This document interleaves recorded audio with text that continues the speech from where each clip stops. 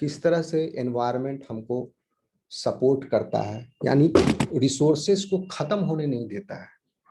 बहुत सारे रिसोर्सेज जो है रिन्यूएबल रिसोर्सेज, और बहुत सारे रिसोर्सेज ऐसे भी हैं जो नॉन रिन्यूएबल है। एप्लीकेशन लिखना पड़ेगा आपको, म्यूट करो, कौन है। बेसिकली आपके सर्वाइवल के लिए रिन्यूएबल रिसोर्सेज ज्यादा जरूरी है। ओके, नॉन रिन्यूएबल रिसोर्सेज उतना ज्यादा जरूरी नहीं है, लेकिन फिर भी आप महत्व उसको दिए हुए हैं नॉन रिन्यूएबल रिसोर्सेज को। जैसे कि जमीन से लौह अयस्क को निकालना, या सोना का निकाला जाना, या कोई भी चीज ऐसे जो मिनरल रिसोर्सेज हैं जमीन के अंदर है, चाहे कोयला हो, पेट्रोलियम हो, ठीक है, यह सब जो है क्या है, नॉन रिन्यूएबल रिसोर्सेज है।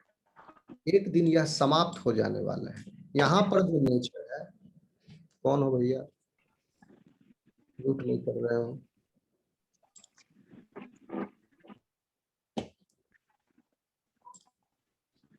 यहाँ पर नेचर जो है लिमिटेड सप्लाई दिए हुए है, और इसी तरह अगर लौह अयस्क का, फिर से ऑन कर लिया, लौह अयस्क का खनन होता रहा और आपने जो लोहा किया है उसको रिसाइकल नहीं किया, ठीक है, लोहा पड़े पड़े जंग लग जाता है। जंग लग गया तो इसका मतलब क्या हुआ, वेस्ट हो गया।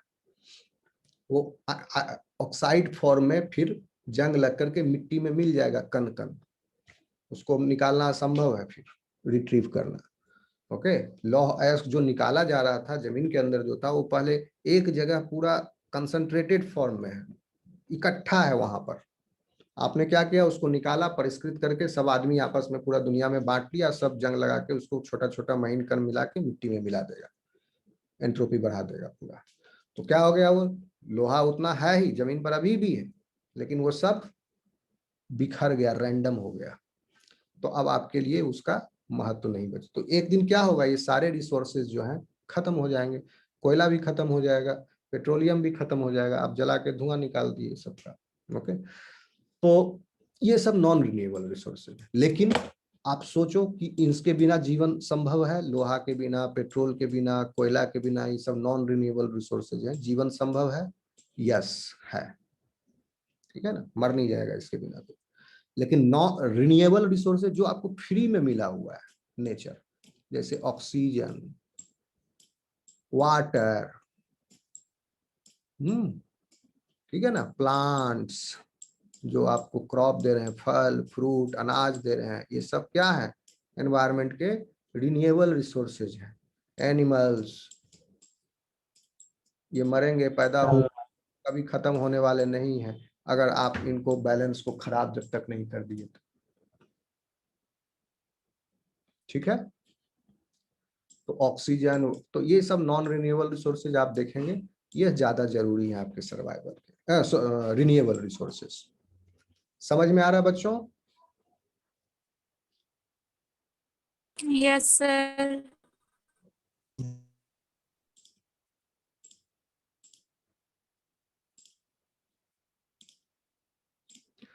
तो पहले अभी हम लोग देख लिए कि एनवायरनमेंट का क्या महत्व है, इंपॉर्टेंस है। अब हम लोग देखेंगे कि एनवायरनमेंट का, चूंकि डेवलपमेंट के साथ इसका 36 का आंकड़ा है, संबंध है। डेवलपमेंट के नाम पर, डेवलपमेंट की वजह से एनवायरनमेंट का नुकसान होता है, इसीलिए कानून बनाए जाते हैं कि जितना पेड़ कटेंगे उसके बदले आप लगाओगे, लेकिन उसका इम्प्लीमेंटेशन नहीं होता। अगर होता भी है तो वो जिसने भी बनाया है वो भी एनवायरमेंटलिस्ट ही है, लेकिन उसका कोई उपाय नहीं है। 100 साल पुराना पेड़ काट दिया आप, आज 100 साल पुराना पेड़ नहीं बन सकता, चाहे आप कितना भी पेड़ लगा दीजिए। एक पेड़ कटा, अब आपको रेशियो ऐसा बनाना चाहिए कि एक पेड़ कटा तो उसके बदले 1 लाख पेड़ लगाना पड़ेगा। क्योंकि उस पेड़ पर 1 लाख पत्ती था, और उस 1 लाख पत्ती कटा तो अब एक नया पेड़ बना, तो 1 लाख पेड़ लगाइए। लेकिन वैसा होगा नहीं। चलिए, तो पहले अब हम देखते हैं इस डेवलपमेंट के साथ एनवायरनमेंट का क्या रिलेशन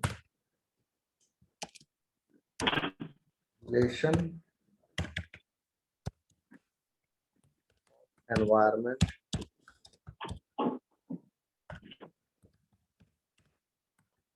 विथ डेवलपमेंट।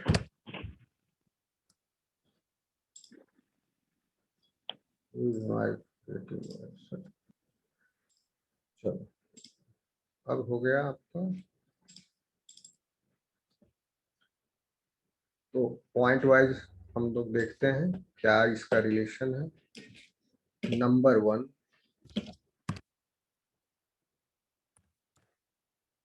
क्या है रिलेशन कि रैपिड जो इंडस्ट्रियलाइजेशन हुआ और शहरीकरण हुआ यानी अर्बनाइजेशन, उसकी वजह से हम लोग पर्यावरण का काफी विनाश हुआ, हमारे सुंदर पर्यावरण का।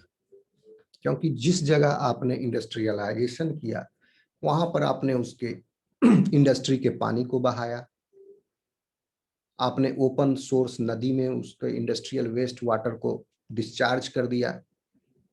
ठीक है, यह नहीं सोचा कि उस नदी के पानी पर, उस नदी के डाउन स्ट्रीम में, अब इंडस्ट्री जहां पर डिस्चार्ज कर रहा है अप स्ट्रीम नहीं, डाउन स्ट्रीम, उससे आगे की जो धारा है, अगर कानपुर में जा रहा है तो कानपुर के आगे पूरा यहाँ तक गंगा सागर तक, तब तक आपने पानी को खराब कर दिया उसमें ओपन नदी में डाल के, नदी ऐड करके। तो क्या कर, इसकी वजह से rapid industrialisation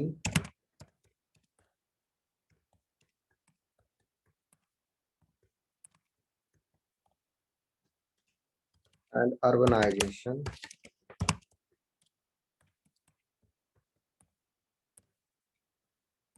has tremendous negative impact on environment।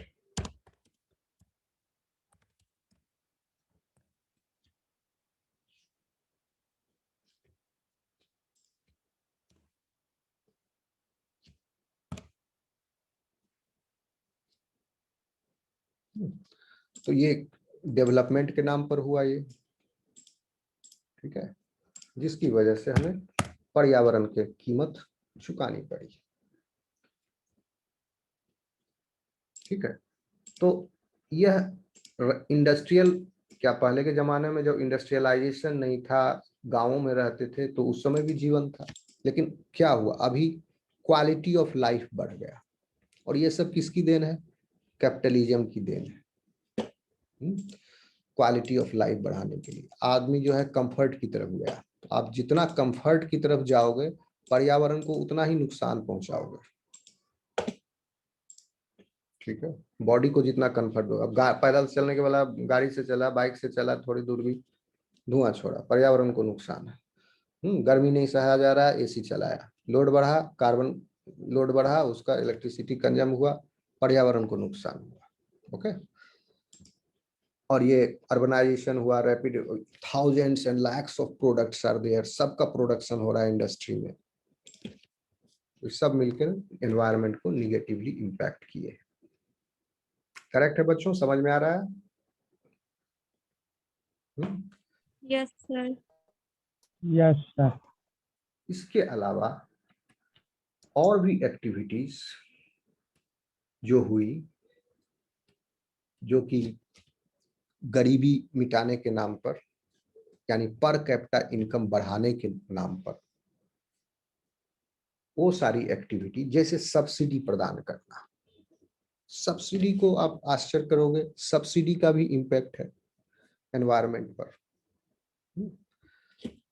तो आप कहेंगे इनकम जनरेटिंग एक्टिविटीज,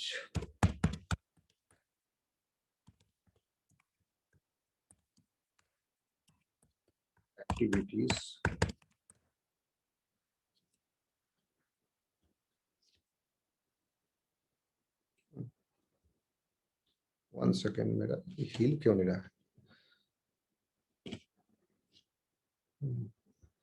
ठीक, कहाँ पर थे?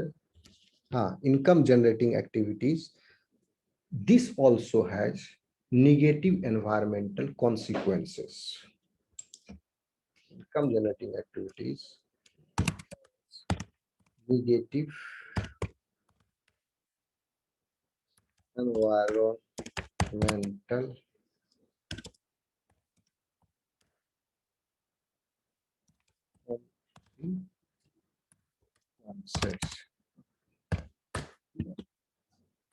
तो इनकम जनरेट करने के लिए, जैसे किसी ने बिजनेस किया ट्रैवल का, तो बहुत सारी गाड़ियां ली, उसने घुमाया फिराया सबको, क्या हो रहा है? पॉल्यूशन हो रहा है।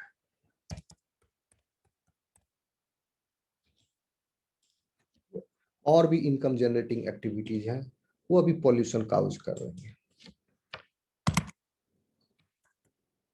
जनरेटिंग पॉल्यूशन,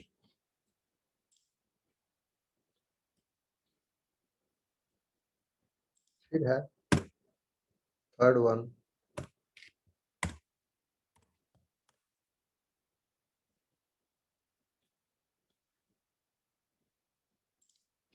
मास एम्प्लॉयमेंट, यानी बेरोजगारी। ये सब डेवलपमेंट के टर्म, ये सब क्या हुआ? बेरोजगारी को घटाना, ठीक है। और आपका क्या हुआ? इनकम जनरेट होना, रैपिड इंडस्ट्रियलाइजेशन, अर्बनाइजेशन। ये आपको सब लग रहा होगा कि तो बहुत ही अच्छी बात है, इंडस्ट्रियलाइजेशन होना चाहिए, अर्बनाइजेशन होना चाहिए, इनकम जनरेटिंग एक्टिविटीज खूब होना चाहिए, जिससे कि लोगों का इनकम बढ़े, यानी पर कैपिटा बढ़े, पर कैपिटा। लेकिन इसका क्या असर हो रहा है एनवायरनमेंट पर? उल्टा, क्योंकि कोई भी रेगुलेटेड वे में नहीं हो रहा है, अंधाधुंध हो रहा है। ओके, अगर रेगुलेटेड वे में होता तो ये बर्दाश्त किया जा सकता था, लेकिन अभी अंधाधुंध हो रहा है, तो हम लोग अपने लाइफ टाइम में ही इसके निगेटिव कॉन्सिक्वेंसेस को देख रहे हैं और झेल रहे हैं। जैसे कि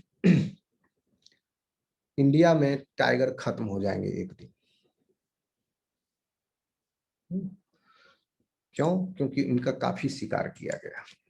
अब इन जो टाइगर पॉपुलेशन बचे हुए हैं, इनमें अब जेनेटिक वेरिएबिलिटी की कमी हो गई है। अब जो टाइगर पॉपुलेशन है वो जेनेटिकली ज्यादा क्लोज है ब्रदर सिस्टर। पहले पॉपुलेशन ज्यादा था टाइगर का, जेनेटिक वेरिएबिलिटी बनी हुई थी, जिससे वो बीमारियों से बचते थे। चलो, वो टाइगर में लॉ पढ़ाएंगे जब तक बताएंगे। यानी पर कैपिटा इनकम बढ़ाने के लिए क्या किया गया? To increase per capita income. जब इनकम तो पहले ही लिख दिया, इसलिए इसको हटा दो। टू इंक्रीज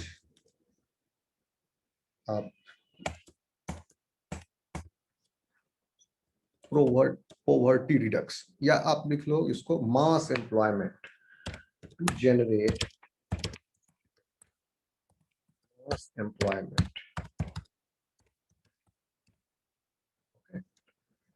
इस मास, अब बहुत सारे लोगों को रोजगार मिलेगा, रोज घर से निकलेगा, ऑफिस जाएगा, धुआं छूटेगा, ऑफिस में जाएगा, फिर वहाँ कुछ काम होगा, वहाँ कोई इंडस्ट्रियल वर्क होगा, फिर वहाँ प्रोडक्शन हो रहा है, इसका मतलब इनकम जनरेट हो रहा है, इकोनॉमी बढ़ रहा है, इसका मतलब एनवायरनमेंट को कहीं नुकसान हो रहा है, तभी उसको मास एम्प्लॉयमेंट मिल रहा है। क्यों ना ऐसा एम्प्लॉयमेंट हो, सरकार कह दे पेड़ लगाने का, जाओ महीना भर में 1000 पेड़ लगाना है, फोटो खींचिए, पर पेड़ आपको इतना पैसा मिलेगा, और उसका नेक्स्ट ईयर फिर से पेड़ का फोटो खींच के भेजिए। सब पेड़ का जो जो आप करेंगे जियो टैगिंग हो जाएगा तुरंत, 1 सेकंड में। सब सारा टेक्नोलॉजी अवेलेबल है, यानी वो फर्जीवाड़ा नहीं कर सकता, उसी पेड़ का होगा। फिर से सेकेंड साल भेजिए, आपको पर पेड़ 200 रुपया 500 रुपया मिलेगा। 1000 लगा दिया, 10,000 लगा दिया। अब लोगों में क्या होगा? इससे एम्प्लॉयमेंट भी जनरेट हो गया और पेड़ भी लग गए। क्यों नहीं सरकारें ऐसी पॉलिसी बनाती है? ओके, तो क्यों ऐसी इसलिए नहीं बनाती है? क्योंकि सरकारें भी जो बनती हैं 5 साल के लिए, वो सब शॉर्ट टर्म एजेंडा होता है उनका। ओके, और पेड़ लगा, और इतना एम्प्लॉयमेंट अगर गवर्नमेंट जनरेट करे पेड़ ही लगाने वाला, तो इससे शॉर्ट टर्म में तो नुकसान है, उस पैसा से वो दूसरा काम कर सकता था सर गवर्नमेंट, और उसका कुछ रिटर्न मिलने वाला नहीं है उसका। ठीक है, ये इन्वेस्टमेंट है एक तरह से, और लॉन्ग टर्म इन्वेस्टमेंट होता। लेकिन फिर भी जरूरी काम है, सेक्रीफाइस करना पड़ेगा, बिना त्याग के नहीं मिलेगा आपको सिद्धि, इसलिए त्याग जरूरी है। लेकिन हो क्या गया है, उल्टा। त्याग को नहीं करना चाहते हैं, सब सेल्फिश हैं, तो क्या होगा, नुकसान होगा। ठीक है, to generate mass employment and poverty reduction में इसको लिख दिया, यानी एम्प्लॉयमेंट जनरेट होगा तो पॉवर्टी भी रिडक्शन होगा। And poverty reduction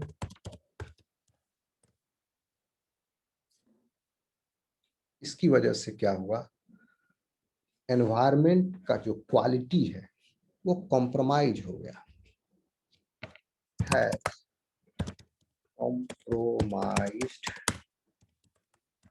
quality environment. Correct है बच्चों, समझ में आ रहा है बात?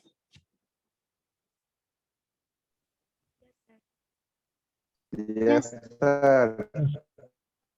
ओके,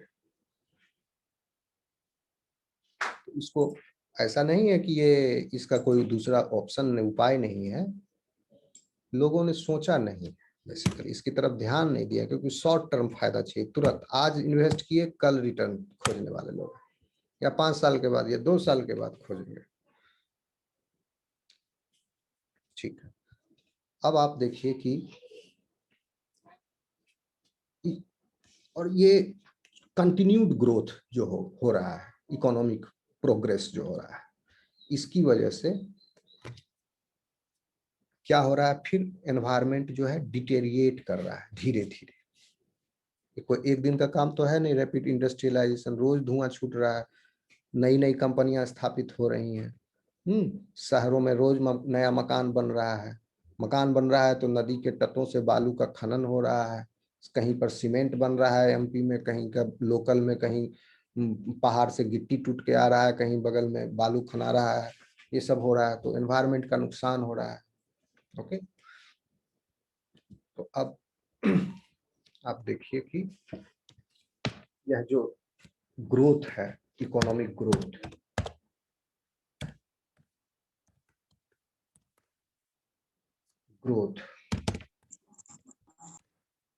इज जनरेटिंग, नो, इसको आप लिखिए ऐसे कि इकोनॉमिक ग्रोथ जो है इसकी वजह से, यानी economic growth is generating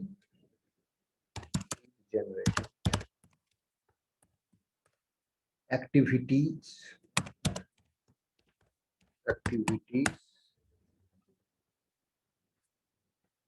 that increasingly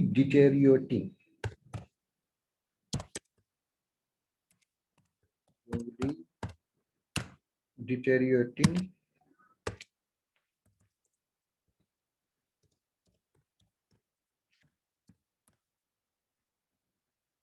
the environmental quality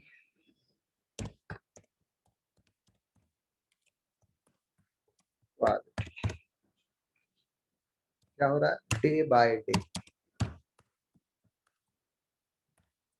प्रतिदिन ये क्वालिटी एनवायरनमेंट का थोड़ा थोड़ा थोड़ा थोड़ा करके घटते जा रहा है, खराब होते जा रहा है।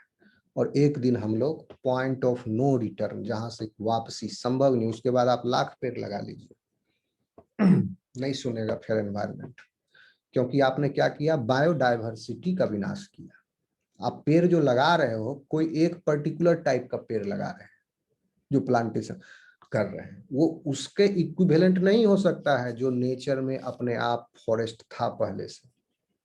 वहां पर एक फॉरेस्ट है, वहां पर कितना बड़ा इकोसिस्टम है, कितना डाइवर्स इकोसिस्टम है, डाइवर्स बायोडाइवर्सिटी है वहां पर, कई सारे डिफरेंट डिफरेंट स्पीसीज के पेड़ हैं। उस पेड़ की फिर मिट्टी में कई सारे विभिन्न प्रकार के कीड़े हैं जो कि पेड़ पर निर्भर है। उस पेड़ के ऊपर कितने सारी चिड़ियाओं पक्षियों का घोंसला है, और वो चिड़िया कहीं और जाकर के दाना चुग के आती है, यानी वहां से भी उसका रिलेशन है। फिर वो यहाँ आ रही है, बीट कर रही है। उस बीट को खाने के as a food source use करने के लिए माइक्रो ऑर्गेनिजम्स वहां पर जनरेट हो रहे हैं, मिट्टी उपजाऊ हो रही है वहां की, ठीक है। इंसेक्ट्स हैं जो पॉलिनेट कर रहे हैं, तो एक तरह से एक इकोसिस्टम है वहाँ, बायोडाइवर्सिटी है वहां पर काफी सारा। उसको आपने खत्म कर दिया और एक दो पेड़ एक ही स्पीसीज का, जैसे पहले क्या हो रहा था, प्लांटेशन लोग करती थी सरकार, पॉलिसी था यूकेलिप्टस का पेड़ लगाना हाईवे के किनारे, तो देखोगे कहीं कहीं बहुत सारा यूकेलिप्टस का पेड़ मिलेगा, एक ही तरह का पेड़ लगाया जा रहा है। इसके पहले जब संजय गांधी ने बोला था सब रोड के किनारे पेड़ होगा, तो उस समय सिर्फ नीम का पेड़ लगाया जाता था, नीम ही नीम मिलेगा। तो अभी जो रोड चौड़ीकरण हुआ है इधर, वो सारे पेड़ कट गए, उस समय जो लगाया गया था नीम का पेड़, वो चौड़ा हो गया सब, बहुत सारा रोड।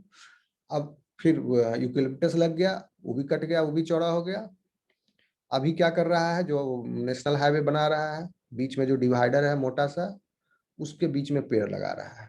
और वो क्या है, कोई ट्री नहीं है वहां, क्योंकि वहां ट्री हो ही नहीं सकता, वहां नीचे ट्री करेगा तो नीचे का उसका जो जड़ है रोड को फाड़ देगा, ऊपर नीचे हो जाएगा। तो वहां श्रब लगा रहे हैं, श्रब मतलब झाड़ी टाइप, झाड़ी नुमा पेड़। वो झाड़ी क्या बराबरी करेगा उसका, बड़े पेड़ का। ओके, तो ये सब पॉलिसी जो है थोड़ी सी चेंज करने की आवश्यकता है। ओके बच्चों, तो आपने ये समझ लिया relation of environment with development, कैसे डेवलपमेंट जो हो रहा है वो एनवायरनमेंट को एडवर्सली अफेक्ट कर रहा है अभी के करंट पॉलिसी के हिसाब से, जो पॉलिसी अभी चल रही है। लेकिन पॉलिसी सही भी है, लेकिन उसका इम्प्लीमेंटेशन नहीं हो रहा है, इस वजह से डेवलपमेंट जो है एनवायरनमेंट को। मेरा क्वेश्चन है, क्या बोल रहे हैं, आपका आवाज कह रहे हैं कि वो जो डिवाइडर के बीच में जो सर पेड़ लगाएगा, तो हाँ, उसमें पानी डालने कैसे जाएगा फिर? पानी डालने के लिए भैया वहां पर फिर से एक टैंकर आती है पानी की, समझे। वहां भी पर्यावरण का नुकसान होता है, समझे। पानी का आप देखोगे, कभी एक्सप्रेस हाईवे पर जाते हो बराबर, तो देखोगे कि सुबह शाम एक टैंकर घूमता है वहां पर, पानी डालते जाता है पूरा उसमें, जहाँ प्लांटेशन होता है। अब कभी कभी घुमाता होगा टैंकर, फिर वहां क्या हुआ, पॉल्यूशन हुआ, एक पानी देने के लिए अलग से गाड़ी आई, उसने पानी वाटरिंग किया, और वो फिर वाटरिंग जो है सो फिर कुछ दिन में फिर से करना पड़ेगा, बार बार करना पड़ेगा, ठीक है। इसीलिए तो लिखे डे बाय डे, क्या पॉलिसी बनाया इसमें। इतने बड़े बड़े साइंटिस्ट हैं, आईएएस ऑफिसर हैं, इंजीनियर हैं, सब मिल करके वो ये ढाक का 3 पात, तो इसको ठीक करने की आवश्यकता है, ठीक है। जैसे क्या हो सकता था, आप बनाइए 6 लेन का रोड, बनाइए बढ़िया से बनाइए, डिवाइडर पर कोई नाटक मत कीजिए ये छोटा मोटा पेड़ लगाने का, या लगाना है तो लगाइए, वो एक्स्ट्रा है, समझिए उसको एक्स्ट्रा समझिए। बड़ा पेड़ लगाइए दोनों तरफ, आप जो जमीन अधिग्रहित करते हैं रोड बनाने के नाम पर, डबल जमीन अधिग्रहित कीजिए, और पैसा झोंकिए उसमें, और मुआवजा दीजिए, डबल जमीन लीजिए, और उसमें आधा में रोड बनाइए, आधा में पेड़ रहेगा, लेकिन दोनों किनारों पर रहेगा। जैसे आजकल जो हाईवे के किनारे पर एक बैरिकेडिंग की जाती है, रेलिंग टाइप का बनाया जाता है, यानी वहां भी मेटल लगता है पूरा, ठीक है। एक मेटल का बैरिकेडिंग कर दीजिए, उस बैरिकेडिंग के उस तरफ पेड़ रहेंगे, और सारा टेक्नोलॉजी अवेलेबल है। थोड़ी थोड़ी हाईवे पर थोड़ी थोड़ी दूर में लाइटिंग रहता है, उस पर एक कैमरा रहेगा, कोई कोई वहां छेड़खानी नहीं कर सकता है। लेकिन करने की आवश्यकता, मनसा की जरूरत है, ठीक है बच्चों, आगे चलें। कोई सवाल है आपका? No sir. ओके, ठीक है। तो इसका मतलब ये आप निकलेगा, जो अभी तक हम बताए कि डेवलपमेंटल फैक्टर्स जो है ये सब, यह एनवायरनमेंट को नुकसान पहुंचा रहे हैं। लेकिन क्यों नुकसान पहुंचा रहे हैं, ऐसा तो नहीं है कि जो नुकसान 100% हो सकता था उसको कम किया जा सकता था, जीरो नहीं कर सकते आप, लेकिन मान लो आप उसको 50% 20% तक घटा लिए, तो भी बहुत सारा एनवायरनमेंट जो है बच जाएगा। क्यों? क्योंकि नेचर जो है उसमें रिक्रिएशनल पावर है। अगर आप अपनी एक्टिविटी को 20% भी जो एनवायरनमेंट को अफेक्ट कर रहा है उसको घटा लीजिएगा, पूरा मत घटाइए, 20% ही डिक्रीज कर लीजिए, तो एनवायरनमेंट नेचर जो है उसको आपका जो 80% जो एक्टिविटी था उसको रिक्रिएट कर देगा, फिर बराबर कर देगा। यानी उससे जो जितना नुकसान हुआ था उसका फिर भरपाई कर देगा एनवायरनमेंट, लेकिन उसके लिए 20% आपको घटाने की जरूरत है। ओके, यह जो 20% जो ओवरलोड दे दिए हैं उसकी वजह से नेचर जो है वो रिक्रिएट नहीं कर पा रहा है पावर होने के बावजूद भी, ठीक है, या कर भी रहा है रिक्रिएशन तो थोड़ा कर पा रहा है। समझ रहे बात को?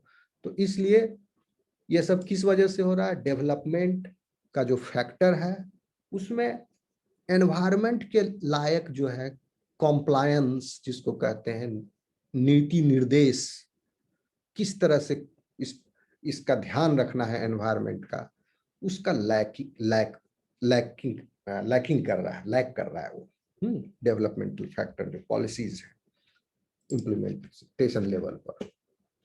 तो सेकेंड जो हम लोग देखे, first was importance value of nature, second is the importance, वो था इम्पोर्टेंस ऑफ एनवायरनमेंट, फिर उसके बाद relation of environment with the development. Now we will see why developmental factors are affecting environmental sustainability. Why? 5 number होगा sir, क्या बोल रहे हैं? 5 नंबर होगा ना सर? हाँ, वो नंबरिंग मेरा उलट पुलट हो गया है। ओके, हमको याद नहीं पड़ रहा है। ये 5 नहीं 3 ही होगा, क्योंकि फर्स्ट वाला जो है वो मैंने आपको बताया था nature, value of nature. Second मैंने बताया आपको एनवायरनमेंट का इम्पोर्टेंस, ठीक है, सेकंड। ये हो जाएगा थर्ड, ये थर्ड हो गया, ये अब नहीं होगा, ठीक है ना, थर्ड। कोई बात नहीं, आप ले लो, पॉइंट समझ रहे हो ना। थर्ड हो जाए, ये फोर्थ होता है, ठीक है, छोड़ो। Why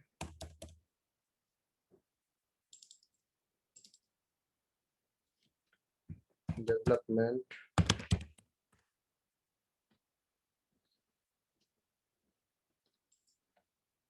why developmental factors are affecting environmental sustainability?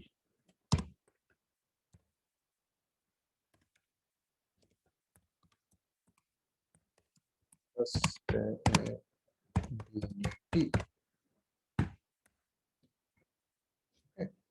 क्यों कर रहा है एनवायरमेंटल सस्टेनेबिलिटी को अफेक्ट? क्योंकि एनवायरमेंट को हैंडल करने के लिए एक प्रॉपर कंप्लायंस का पालन नहीं किया जा रहा है, या प्रॉपर कंप्लायंस है नहीं।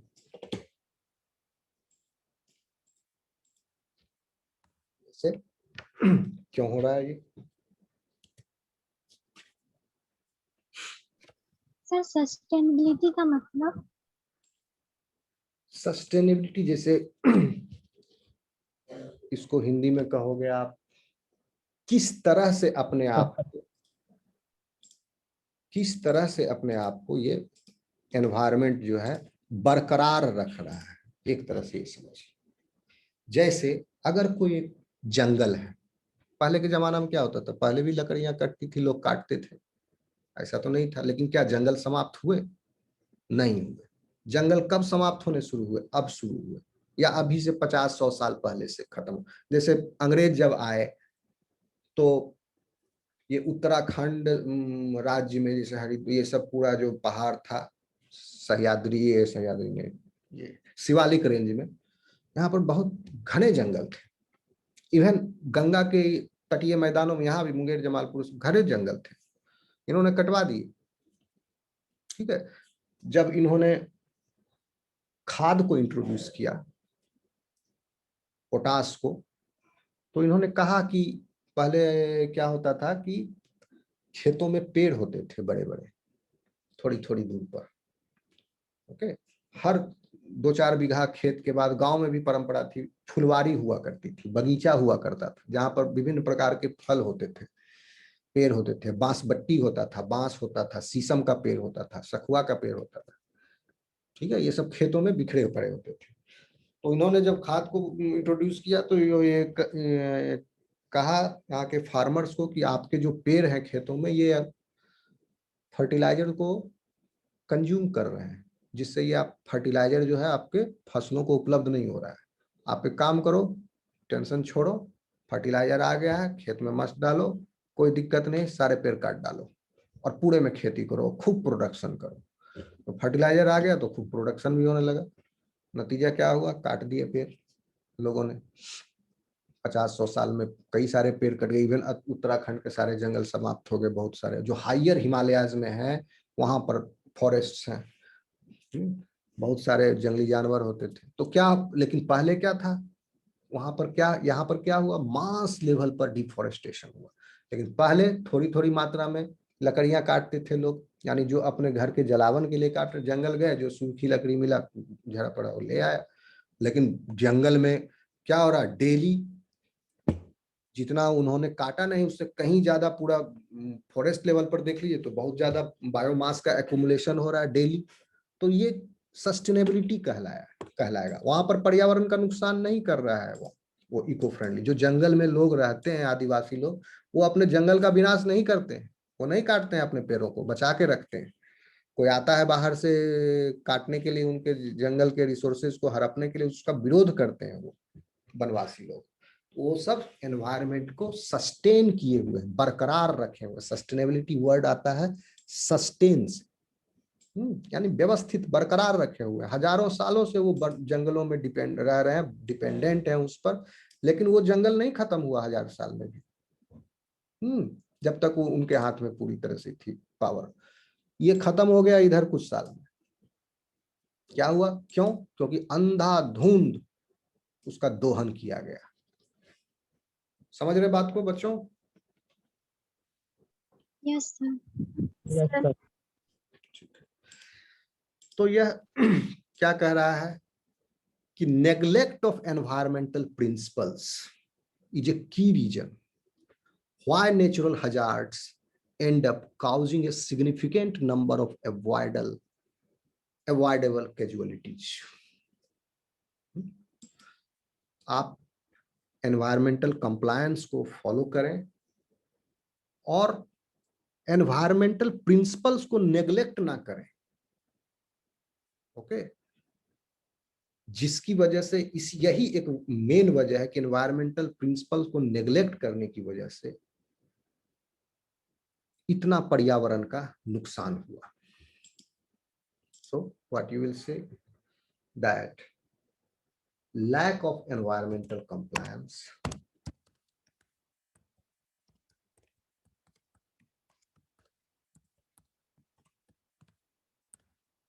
due to क्या वजह, number 1 neglect of environmental principles,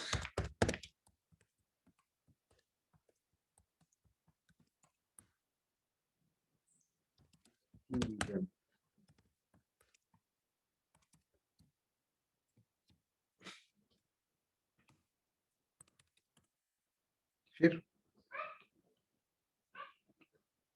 any exercise, कोई भी, ओके, कोई भी एक्सरसाइज, साइंटिफिक एक्सरसाइज हो या अनसाइंटिफिक एक्सरसाइज हो, उसमें एक रिस्क है कि एनवायरमेंट, नेचुरल हजार्ड होने का, एनवायरमेंट को लॉस होने का। ठीक है, लेकिन अगर आप राइट स्पिरिट में उसको कर रहे हैं, आपकी मनसा सही है, जैसे सड़क ही चौड़ीकरण, क्योंकि अगर नहीं चौड़ीकरण करेंगे तो वहां से भी पॉल्यूशन हो रहा है बहुत। तो आपके पास क्या ऑप्शन है, कोई दूसरा रूट से बना लो सड़क, छोड़ दो पेड़ को वहां। क्या इतना सेक्रीफाइस करेगी government?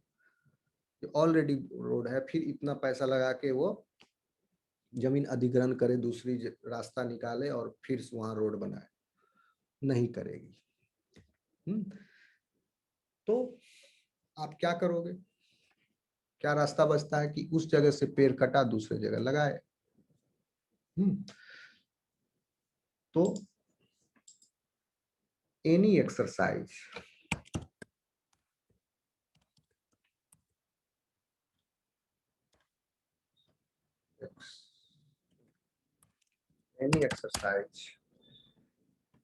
whether scientific or unscientific,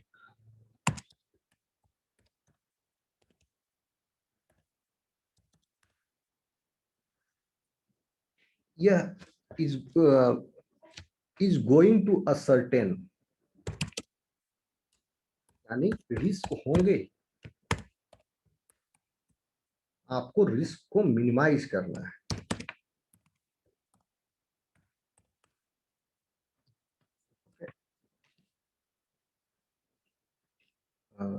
Ascertain the risk from natural hazards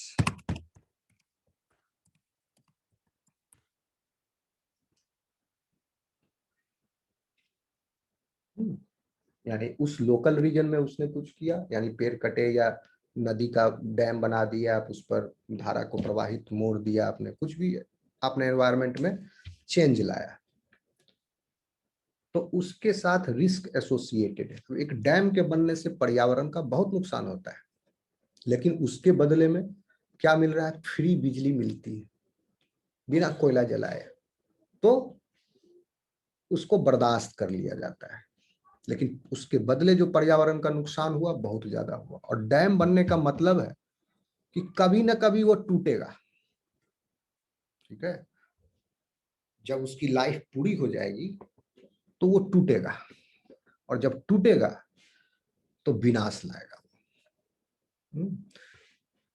तो इसको हमेशा मॉनिटर करते रहते हैं वो लोग, धारा को मोड़ते रहते हैं, चेक्स एंड पॉइंट्स बहुत लगाया हुआ, बहुत इंजीनियरिंग लगा हुआ है उसमें। ओके, तो इसको मिनिमाइज किया जा सकता है, लेकिन फिर भी अभी चाइना में देखो बाढ़ आया हुआ है बहुत ज्यादा। क्या हुआ? डैम ओवरफ्लो कर गया है उसका बहुत सारा, नदी के प्रवाह सब, धाराएं सब इधर उधर जा रही हैं, टूट रही हैं। ओके, क्योंकि वो ब्रह्मपुत्रा पर बहुत बड़ा डैम बना रहा है, तो अभी चाइना में बाढ़ आया हुआ है बहुत भयंकर। वो बहुत ज्यादा एनवायरनमेंट के साथ खेल रहा है, तो नेचुरल हजार्ड्स भी उसको मिल रहे हैं। सो दीज नेचुरल हजार्ड्स आप कहेंगे end up causing a significant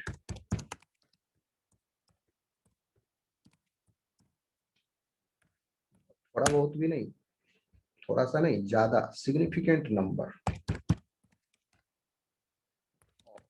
avoidable, कहाँ लिखा गया?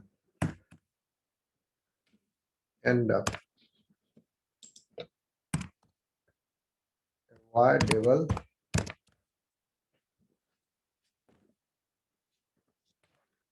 और क्या हो रहे हैं? कैजुअलिटीज हो रहे हैं, और इन कैजुअलिटीज को अवॉइड किया जा सकता था, लेकिन किया गया नहीं। क्या हुआ एंड रिजल्ट? दुर्दशा।